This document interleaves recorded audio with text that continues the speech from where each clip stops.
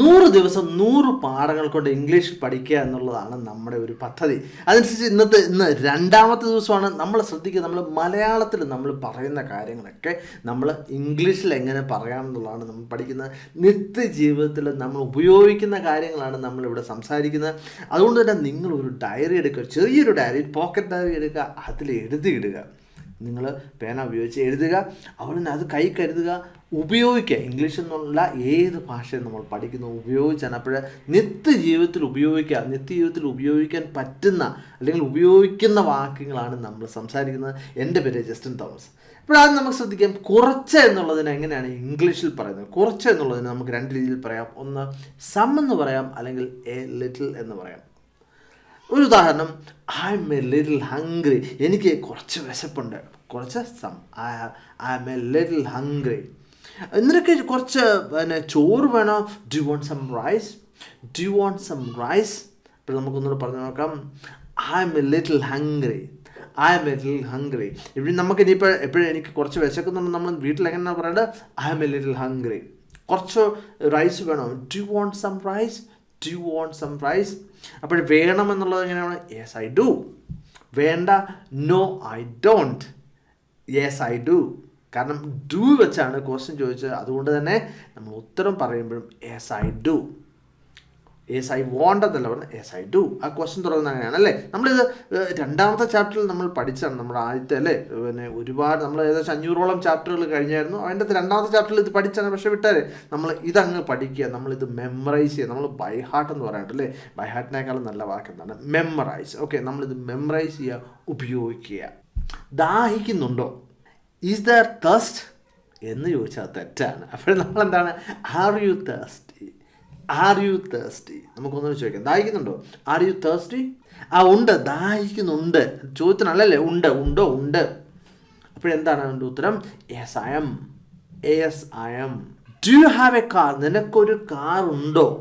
Do you have a car? അവിടെ ഇന്നലെ നമ്മൾ പഠിച്ചല്ലേ, ഹാവ് എന്ന് പറഞ്ഞാൽ എന്താണ്? ഉണ്ട് എന്നുള്ളതാണ് അല്ലേ അർത്ഥം. Do you have a car? നിനക്കൊരു കാർ ഉണ്ടോ? Do you have a car? അപ്പോൾ ഉണ്ട്, യെസ് ഐ ഡു. പക്ഷെ എനിക്ക് കാറില്ല. No I don't. No I don't. അവനൊരു കാറുണ്ടോ? അവനൊരു കാറുണ്ടോ? Does he have a car? Does he have a car? അവന് ഉണ്ട്. Yes he does. Yes he does. അവൾക്കൊരു കാറുണ്ട്. She has a car. അവൾക്കൊരു കാറുണ്ട്. ഷീ ഹാസ് എ കാർ എന്നുള്ളത് നമ്മൾ ഇന്നലെ പഠിച്ചതാണ് അല്ലേ. എനിക്ക് ദാഹിക്കുന്നുണ്ട്. I'm thirsty. I'm thirsty. എനിക്ക് ഭയങ്കര ദാഹമുണ്ട്. അപ്പോൾ ഭയങ്കര എന്നുള്ളത് എങ്ങനെയാണ് ഉപയോഗിക്കുന്നത്? ഭയങ്കര എന്നുള്ളത് നമുക്ക് ഇത് വെരി ഉപയോഗിക്കാം. I'm very thirsty. Okay, ഞാൻ ഭയങ്കര പണക്കാരനാണ്. I'm very rich. അല്ലല്ലേ, ഐ എം നോട്ട്. എനിക്ക് ദാഹമില്ല.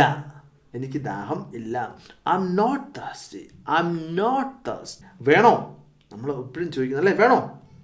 Do you want? അപ്പോൾ നമ്മൾക്ക് എന്തൊരു സാധനം വേണോ എന്നങ്ങനെയാണ് ചോദിക്കുന്നത്. Do you want some coffee? നിനക്ക് കുറച്ച് കാപ്പി വേണോ? Do you want some coffee? Do you want? അതാണ് അവിടെ വേണോ എന്നുള്ളതിന് നമ്മൾ എന്താണ് ഉപയോഗിക്കുന്നത്? Do you want. Do you want? നിനക്ക് കുറച്ച് വെള്ളം വേണോ? Do you want some water? Do you want some water? ഇനി വളരെ എന്നുള്ളതിന് നമുക്ക് രണ്ട് രീതി ഉപയോഗിക്കാം. ഒന്നെങ്കിൽ മച്ച് അല്ലെങ്കിൽ വെരി എന്നും ഉപയോഗിക്കാം. വളരെ വിശപ്പുണ്ട്. There is much hunger. There is much hunger. അങ്ങനെ നമ്മൾ ഉപയോഗിക്കാറില്ല അല്ലേ. എനിക്ക് വളരെ വിശപ്പുണ്ട് എന്നാണ് പറയുന്നത് അല്ലേ. അപ്പോൾ എങ്ങനെ പറയാം? I'm very hungry. I'm very hungry. അവിടെ വെരിയാണ് ഉപയോഗിക്കുന്നത് അല്ലേ. I'm very hungry. എനിക്ക് ഭയങ്കര വിശപ്പുണ്ട്. I'm very hungry. I'm very hungry.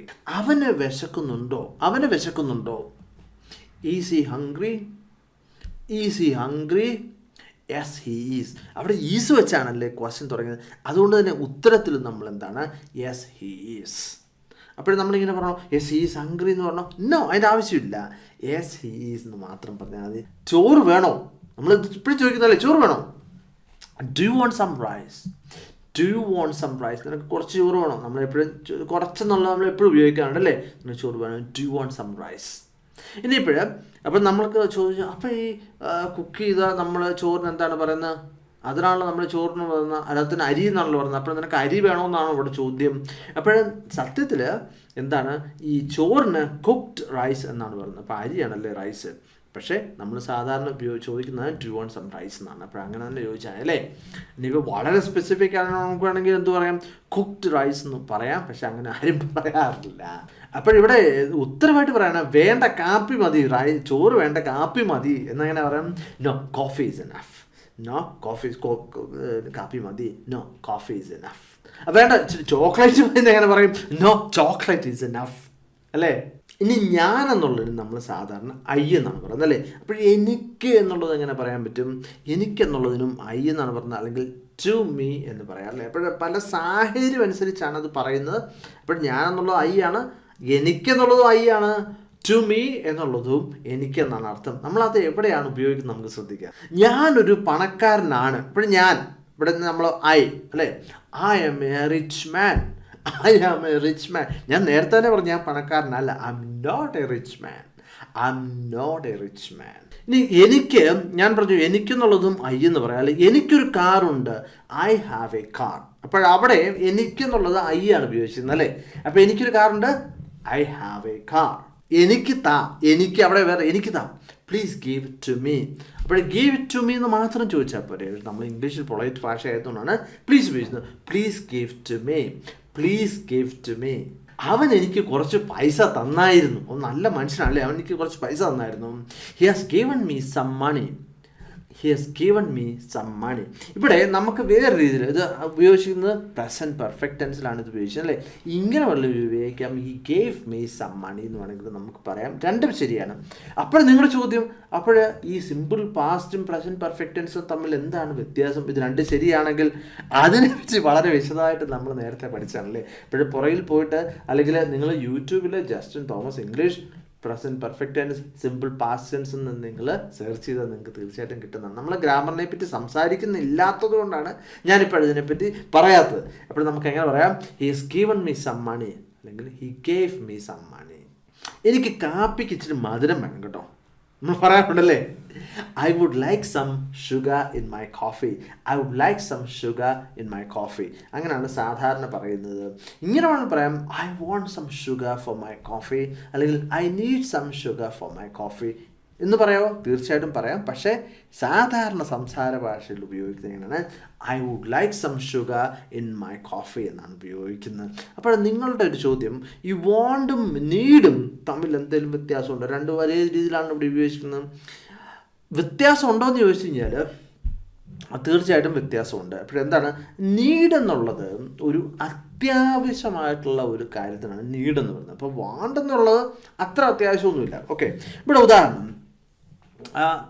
ഭക്ഷണം നമുക്ക് അത്യാവശ്യമാണോ? യെസ്, ഐ നീഡ് ഫുഡ് അല്ലേ. ഐ നീഡ് സം ഫുഡ്, എനിക്ക് അത്യാവശ്യമാണ് അല്ലേ. ഇനിയിപ്പം കാർ അത്യാവശ്യമാണോ? കാർ ഇല്ലെങ്കിൽ നമുക്ക് ജീവിക്കാം അല്ലേ. I won't A car. ശ്രദ്ധിക്കുക. അപ്പോൾ എന്താണ്, നമുക്ക് ഈ അത്യാവശ്യമുള്ള സാധനങ്ങൾ നമ്മൾ നീഡ് ഉപയോഗിച്ചാണ് പറയുന്നത്. വലിയ അത്യാവശ്യമില്ല, അതില്ലെങ്കിലും ജീവിക്കുക എന്നുള്ളതിന് വോണ്ടാണ് നമ്മൾ ഉപയോഗിക്കുന്നത്. അതാണ് ഒരു കൃത്യമായിട്ട് പറയുകയാണെന്നുണ്ടെങ്കിൽ. ഇനിയിപ്പോൾ നമ്മൾ വലിയൊരു പണക്കാരനാണെങ്കിൽ ചിലപ്പോൾ നമ്മുടെ ഈ കാർ എന്നുള്ളതൊരു നീഡായിട്ട് മാറാൻ സാധ്യതയുണ്ടല്ലേ. അപ്പോൾ അതുകൊണ്ട് അങ്ങോട്ടും ഇങ്ങോട്ടും മാറ്റി ഉപയോഗിക്കാം. അപ്പോൾ ഇവിടെ എനിക്ക് കാപ്പിക്ക് ഇച്ചിരി മധുരം വേണമെന്ന് അങ്ങനെ പറയാം, I would like some sugar in my coffee. അപ്പോൾ ഐ വുഡ് ലൈക്ക് എന്നുള്ള എനിക്ക് വേണം, I would like some sugar in my coffee. I would like some sugar in my coffee. നിൻ്റെ കാപ്പിയിൽ പാൽ ഒഴിക്കണോ? നിൻ്റെ കാപ്പിക്കകത്ത് പാൽ ഒഴിക്കണം. Do you want milk for your coffee? Do you want milk for your coffee? Do you want milk for your coffee?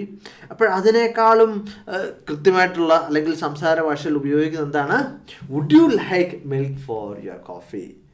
Would you like milk for your coffee? അതാണ് സാധാരണ സംസാര ഭാഷയിൽ ഉപയോഗിക്കുക അല്ലേ. Would you like milk for your coffee? ഇനി എന്നുള്ളത് നമ്മളുടെ പറയാനല്ലേ, പാലും പഞ്ചസാരയും എന്നുള്ളതിന് ഇംഗ്ലീഷിൽ ആൻഡ് ആണ് ഉപയോഗിക്കുന്നത്. അപ്പോൾ മിൽക്ക് ആൻഡ് ഷുഗർ, പാലും പഞ്ചസാരയും, മിൽക്ക് ആൻഡ് ഷുഗർ. എനിക്ക് പാലും പഞ്ചസാരയും വേണം, I would like milk and sugar. അപ്പോൾ ഐ വോണ്ട് അല്ലെ ഐ നീഡ് എന്ന് പറയാമോ? തീർച്ചയായിട്ടും I need some milk and sugar എന്ന് വേണമെങ്കിലും പറയാം. പക്ഷെ അതിനേക്കാളും കൃത്യമായിട്ട് അതാണ്, I would like some milk and sugar.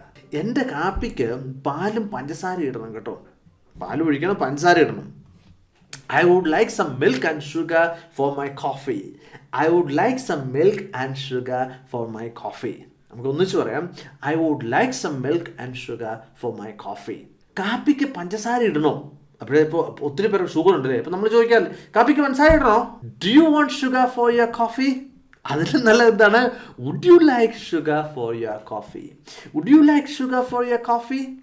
Would you like sugar for your coffee? ഇനി പൊടി എന്നുള്ളത് നമ്മൾ ഇംഗ്ലീഷിൽ എന്താണ്? പൗഡർ എന്നാണ് പറയുന്നത് അല്ലേ, പൗഡർ. അപ്പം കുരുമുളക് പൊടിക്ക് എന്താണ് പറയുന്നത്?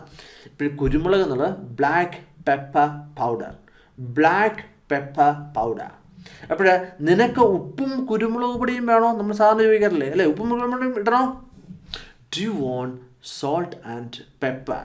അല്ലെങ്കിൽ would you like salt and pepper? അതാണ് കൂടുതൽ അല്ലേ, would you like salt and pepper? അപ്പോൾ ഇവിടെ ചോദ്യം, ഇവിടെ ഇത് കുരുമുളക് പൊടിയല്ലേ, അപ്പോഴെന്താണ് ബ്ലാക്ക് പെപ്പർ പൗഡർ എന്ന് ചോദിക്കണോ?